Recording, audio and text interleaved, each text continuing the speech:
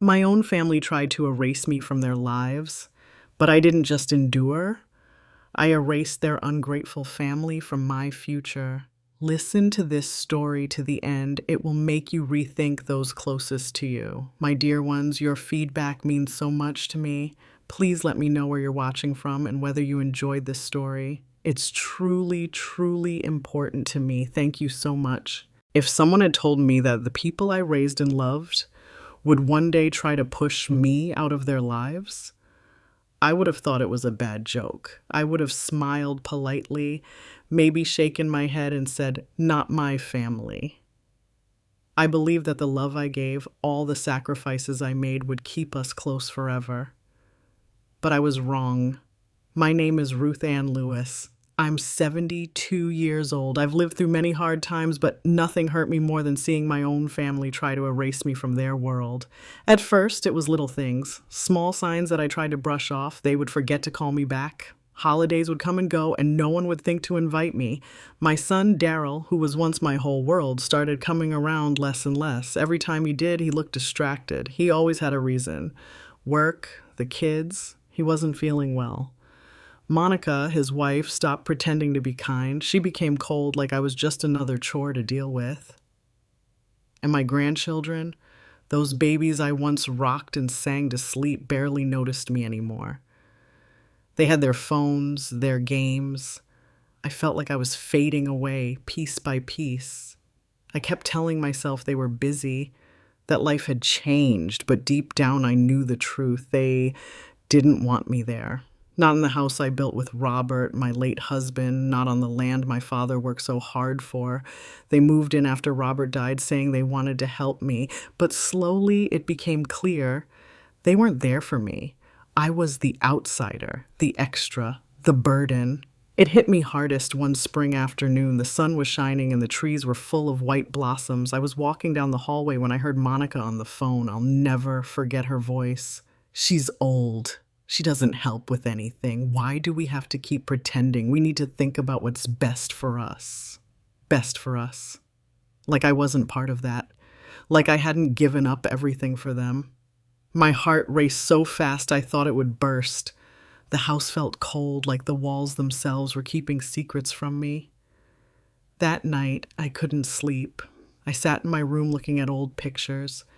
Daryl as a baby, holding my finger, his first day of school, grinning wide, his graduation day. I had been so proud, and now that same boy couldn't look me in the eye. The pain was deep. It felt like losing him all over again. Weeks passed. I became invisible. They ate meals without me. They made decisions without me. I heard them whisper about nursing homes like I couldn't hear them, like I wasn't even there. Then I found the papers. They were talking to someone about selling my house, the house that held every memory I had left. That was the moment I changed. I stopped crying. I stopped feeling afraid. I remembered who I was, the woman who worked 2 jobs to keep the lights on, the woman who raised a son on her own, the woman who made a home out of nothing. They thought I was weak. They were wrong. I started watching, listening. I paid attention to every word, every plan. I began writing everything down. The days felt long, but I filled them with purpose. I cleaned and repaired things they ignored as if to remind the house I still belonged here. I walked the garden at dawn, my hands brushing the roses I planted with Robert. The soil was mine and it gave me strength. I began planning quietly, knowing that when the time came, I would be ready. Every evening, I would sit on the porch and remember. I remembered Robert's laugh, the way he built the swing for Daryl with his own 2 hands. I remembered the storm that tore off part of the roof and how we stayed up all night holding buckets under leaks, laughing at the madness of it. I remembered Daryl's first steps on this porch. And I realized that while they could try to take the house, they could never take the memories. But I would not let them take the house either, not without a fight. I watched Monica as she walked through my kitchen as if it already belonged to her.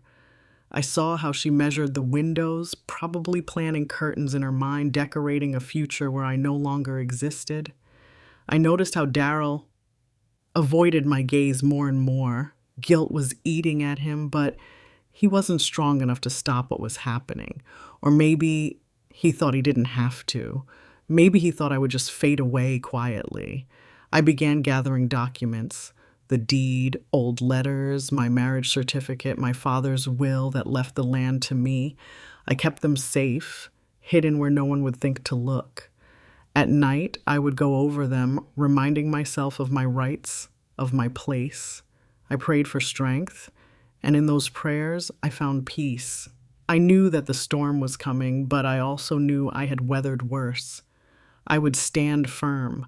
This was my home, my life, my story, and no one, not even my own blood, would erase me from it. What they didn't realize was that every slight, every whisper, every plan made behind my back only made me stronger. I was not just an old woman to be pushed aside. I was a survivor, and the lesson I was about to teach them would stay with them forever. The tension in the house thickened with each passing day, wrapping itself around everything like ivy choking the life from a once proud tree. Every glance Monica gave me was colder, sharper, as if daring me to say something, to challenge her quiet but persistent invasion of my home. Daryl's silences grew longer. When he did speak, his voice carried a heaviness, a weariness that made my heart ache, not for what he said, but for all he left unsaid. I searched his eyes for the boy I raised, the boy who once ran to me with skinned knees and tear-streaked cheeks, but he was nowhere to be found. In his place stood a man who had forgotten who I was, or perhaps who he had once been. The grandchildren stopped coming into my room to say goodnight, too busy with their screens, their friends, their new lives that no longer had space for an old woman who, in their eyes, had nothing left to give. I became a ghost haunting my own home, a relic of the past they wanted to pack away and forget. The house echoed with laughter that no longer included me, conversations that paused when I entered the room, and plans whispered behind closed doors. The air itself seemed heavy with secrets. I began to notice small changes that spoke volumes. My favorite armchair, the one Robert bought me for my birthday so many years ago, was moved from the sunroom to the attic. We needed space for the kids' play area, Monica said with a tight smile, as if that explanation could soften the blow. My sewing kit disappeared from the corner by the window where I liked to sit and mend. It didn't match the new decor, she explained, her tone dismissive. Even the kitchen felt foreign. My recipe books boxed up and stored without my permission, replaced by glossy magazines full of meals no one cooked. The home I knew became unrecognizable, a stage being set for a play in which I no longer had a part. But I watched, I listened, I wrote. Each slight, each cruel word or thoughtless action I captured in my journal. I became a witness to my own erasure. And in the quiet of my room at night, I planned. Not revenge, no, that wasn't my way, but justice. A way to remind them, and perhaps myself, that I was not gone. Not yet. One morning, I overheard them talking about my room. Monica wanted to turn it into a home office. Daryl hesitated, but his voice lacked conviction. My room, the last space that was mine, the place where my memories lived, where Robert's picture sat on the dresser, where my wedding ring lay in its small velvet box. They wanted to take even that. That evening, I stood at the window watching the sun dip low over the garden. The roses glowed in the fading light, the same roses Robert planted when Daryl was born. I felt a deep, steady strength rise in me. They could try to take everything, but they would never take my spirit. I would fight for my place, for my voice, and the first step would come sooner than they ever expected. I began waking early before the rest of the house stirred to walk through the garden and remind myself of the roots I still had here. I touched the rough bark of the oak Robert planted the year we married. I traced the edge of the swing Daryl used as a child. Every petal, every stone, every creak of the porch step told a story they could not erase. The garden became my sanctuary, a place where I could breathe and remember who I was. The days felt long, but I filled them with small acts of reclaiming. I polished the silver they had left to tarnish in a forgotten drawer. I repaired the loose stair that had become a hazard because no one else cared enough to fix it. I sewed new curtains for my room, bright and cheerful. a quiet act of defiance. I cooked meals they ignored, but the smell of my cornbread, my stew, my pies filled the air, reminding the walls, if not the people, that I was still here. At night, I sat at my desk and wrote until my hand ached. I wrote letters to Robert telling him what had become of our home, our son. I wrote down every memory I could think of, as if by writing them I could keep them safe. I wrote lists of what was mine, of what they had taken, of what I would not let them take.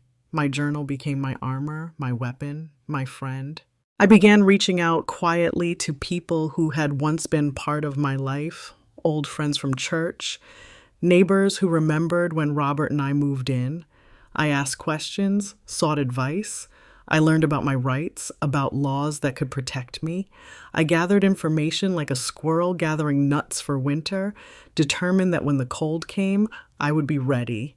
Monica started holding gatherings, little parties with her friends, people who treated me like furniture, barely offering a nod or a forced smile.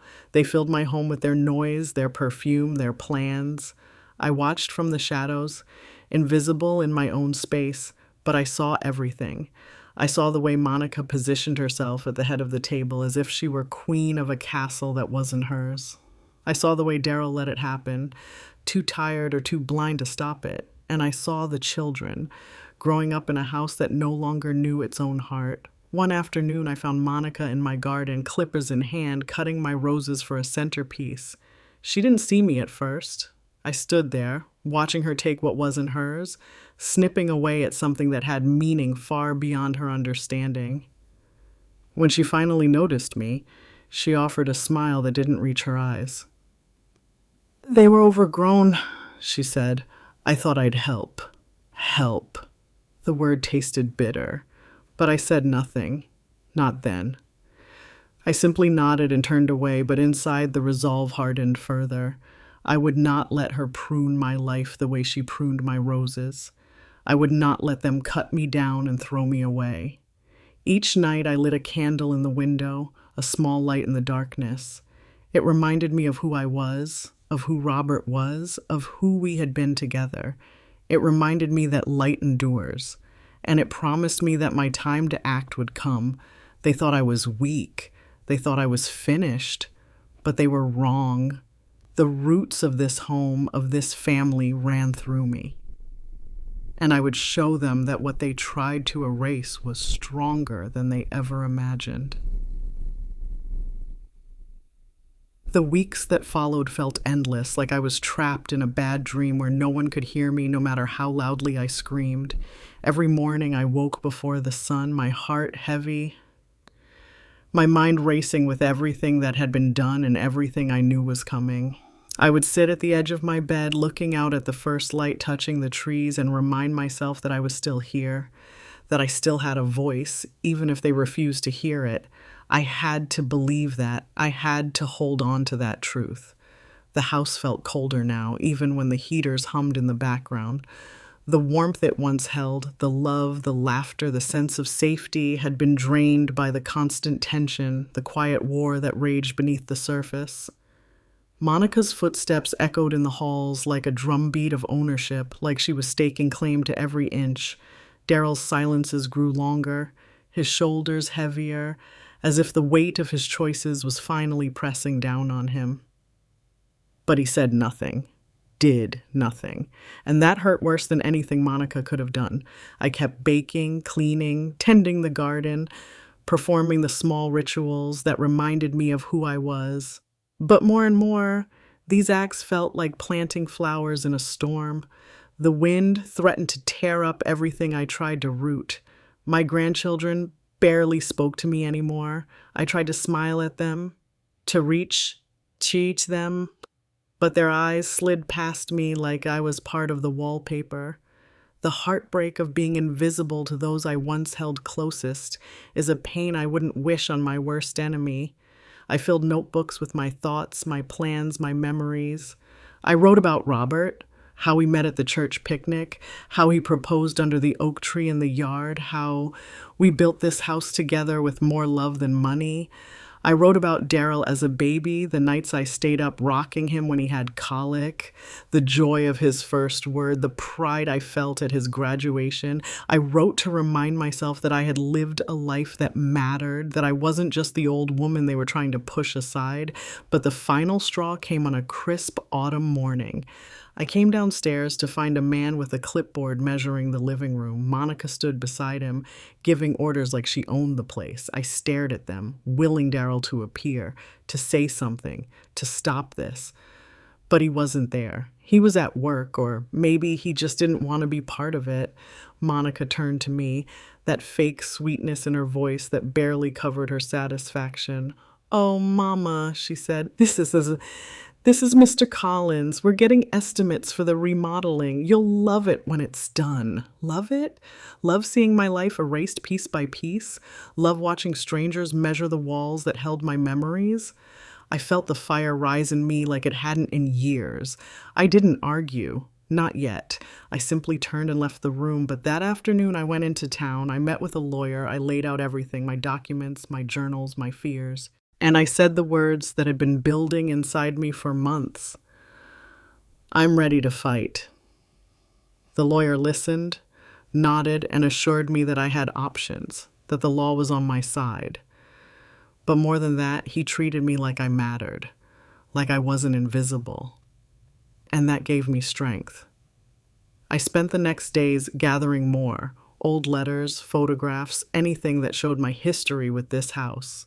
I spoke with neighbors, friends who remembered Robert and me, who remembered when we first moved in. Their support gave me hope. I wasn't alone, not entirely. Monica sensed something had shifted. She grew more controlling, more aggressive. She rearranged furniture, boxed up my things without asking, planned more meetings with contractors. But I stayed steady. I smiled when I had to, but inside I was steel. I had my plan, I had my proof, and soon I would have my say.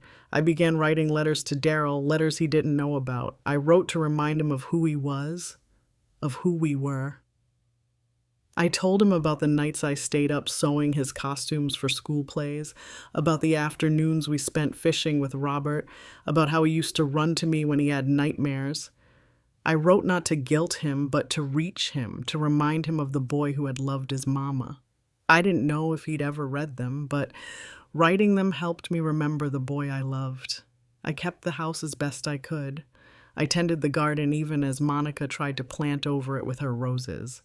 I polished the silver, I aired out the linens, I baked bread and pies that filled the air with the smell of home. Small things, but they anchored me. They reminded me that I was still here, that this was still my home. Then came the meeting. The day Monica and Daryl sat me down at the kitchen table, Monica did most of the talking. "Mama," she began, that false warmth in her voice, "we've been thinking. It's time for you to consider what's best for everyone. There's a lovely assisted living place just outside town. You'd have your own room, your own space, and the kids could visit whenever they wanted." I listened. My hands folded in my lap, my heart pounding, but my face calm. I let them say their piece. And when they finished, I smiled softly.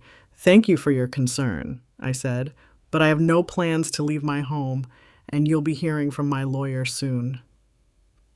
The look on Monica's face was worth every sleepless night, every tear I had shed. Daryl looked stunned, as if he hadn't believed I would stand up for myself. But I did. And I would keep standing, because this was my fight, and I intended to win. The days after I spoke those words to Monica and Daryl felt different, as if the house itself had taken a deep breath with me. For the first time in months, maybe years, I felt like I had reclaimed a piece of myself. I walked through my home with my head held high, my steps steady, no longer shrinking into corners or avoiding rooms where I felt unwelcome. The air felt lighter somehow, as if my resolve had shifted the balance of power, but I knew better than to believe the battle was over. In truth, it had only just begun. Monica's mood changed almost overnight. The tight smiles disappeared, replaced by glares and short, clipped words. She no longer tried to hide her disdain. If she passed me in the hall, she wouldn't even look at me. She slammed doors, left messes in the kitchen, turned up the television when she knew I was reading. Darryl remained quiet, caught between the woman he married and the mother who raised him. But his silence was no longer as heavy with guilt. Now it felt like surrender. I kept busy. Every morning I rose before the sun and walked the garden, tending to the roses, the lilies, the small vegetable patch I had started when Robert and I were newlyweds. My hands in the soil, I felt connected to something bigger than this fight, to the land, to Robert's memory, to the generations that came before me.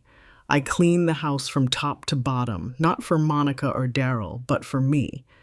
I polished the silver, mended torn curtains, aired out the quilts my mother had made. These small acts gave me strength. They reminded me that I was still the heart of this home, no matter what they tried to do. I continued to work with my lawyer.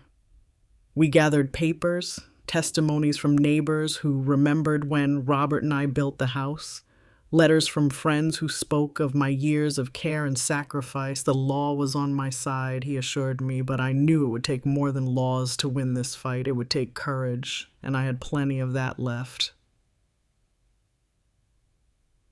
The day of the hearing arrived sooner than I expected. I dressed carefully that morning, choosing a navy suit Robert had always liked, with a brooch my mother gave me on my wedding day.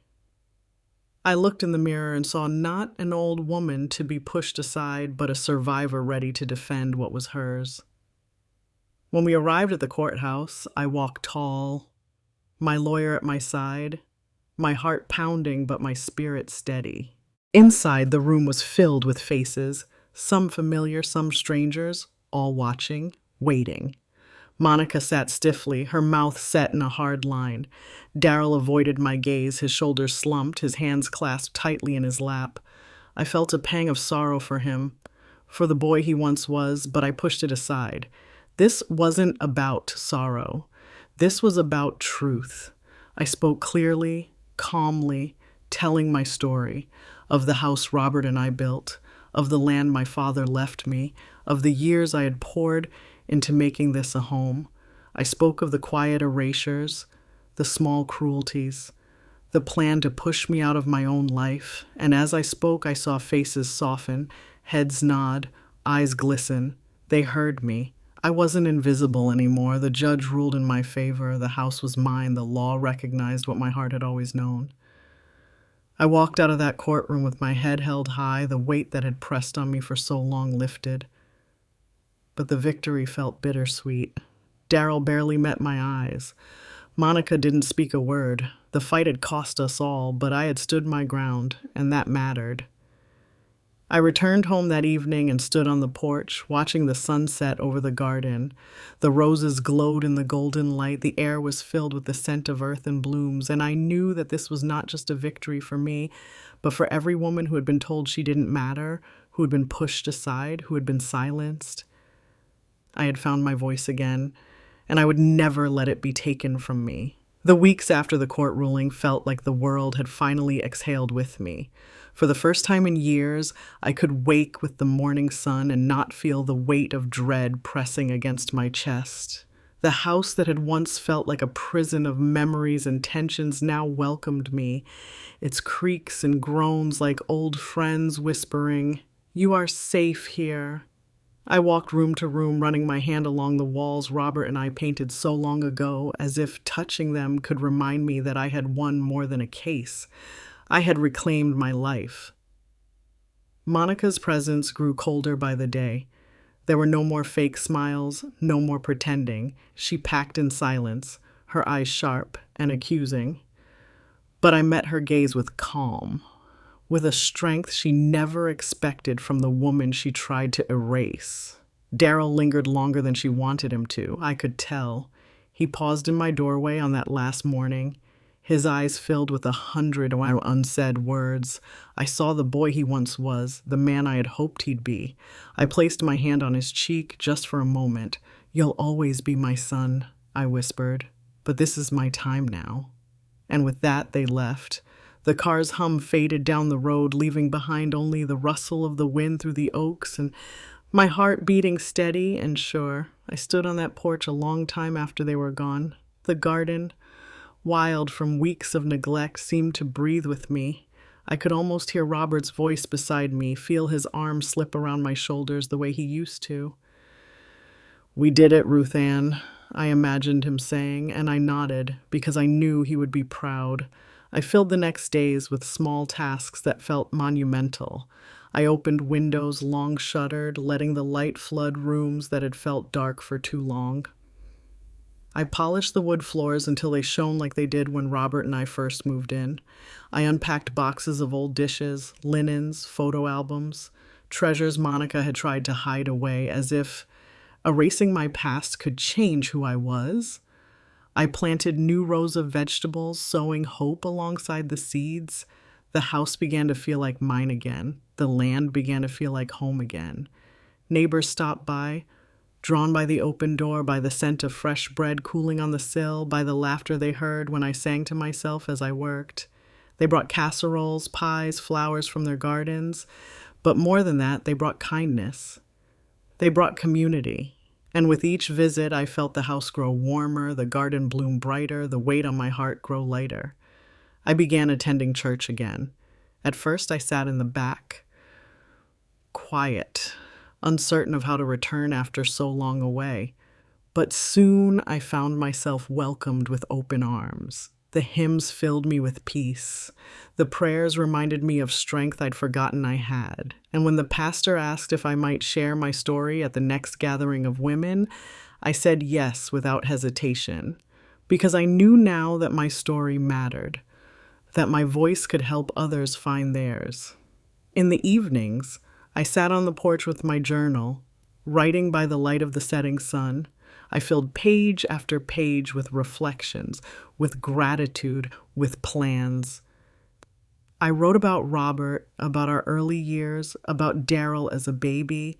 I wrote about the fight for my home, not with bitterness, but with pride. I wrote about the woman I had rediscovered, strong, steady, unafraid. And as the fireflies rose from the grass and the stars blinked awake in the sky, I whispered to the night, "I am here. I have always been here, and I will not be erased." The journey was not over. There was much still to do, but I walked each step with purpose, with joy, with the knowledge that I had reclaimed not just a house, but my life. And in the quiet of those nights, with the world at peace around me, I felt truly free. The days that followed were filled with a peace I hadn't known in years, but they were also filled with purpose. I woke with the dawn, eager to greet each new day, eager to continue building the future I had fought so hard to protect. The house was no longer just walls and a roof. It was my companion, my reminder of all I had endured and all I had reclaimed. The creak of the floorboards beneath my feet, the smell of fresh bread from my oven, the sun streaming through clean windows, all of it reminded me that I had not been erased, that I was still here, still strong. I poured my energy into the garden, turning over soil, pulling weeds, planting rows of vegetables and flowers. My hands, lined and worn, worked steadily, each seed placed with care, each plant tended with love. Neighbors stopped by to offer seedlings, tools, words of encouragement. Children came to help, their laughter filling the air, reminding me of the joy that had once filled this land. The garden became a symbol of my renewal, a living proof that from struggle, beauty can bloom.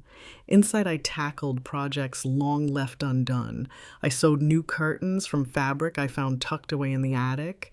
I polished the furniture, repaired loose floorboards, and repainted the trim in the kitchen. Each task, no matter how small, felt like reclaiming a part of myself, a part of the life I thought had been lost. And with every brushstroke, every stitch, every nail hammered in place, I felt stronger. I also found myself drawn more deeply into the community. I joined a quilting circle at church, sharing patterns and stories with women who welcomed me as one of their own. I volunteered at the food pantry, served meals at the shelter, mentored young women who reminded me of myself in my younger days, full of dreams, full of fears, searching for their place in the world. Giving back became a joy a way to turn my pain into purpose, my struggle into service. At night, I would sit on the porch, watching the stars, listening to the sounds of the night, the chirp of crickets, the soft rustle of leaves, the distant bark of a dog. I would sip tea and reflect on how far I had come. I would write in my journal, capturing not just what I had done that day, but what I felt, what I hoped for, what I planned next. My story was not over, it was just beginning. Letters began to arrive from Daryl. At first, they were short, awkward, filled with apologies he didn't quite know how to put into words, but over time they grew longer, more heartfelt. He wrote of memories he had tried to forget, of regret that weighed on him more each day, of a desire to mend what had been broken. I wrote back, slowly at first, cautiously but with honesty. I told him of my days, of the garden, of the neighbors who had become my family. I told him I forgave him, not because what he did was right, but because I would not carry bitterness in my heart. And in those letters, we began slowly to heal. One evening, as I sat watching the sunset paint the sky in shades of gold and pink, I realized that I was content. Truly, deeply content. I had faced loss, betrayal, and loneliness, and I had not only survived, I had thrived. The house stood strong around me, the garden bloomed at my feet, and the future stretched before me, bright with promise. I had written my story in bold, unshakable lines, and no one, ever again, would erase me.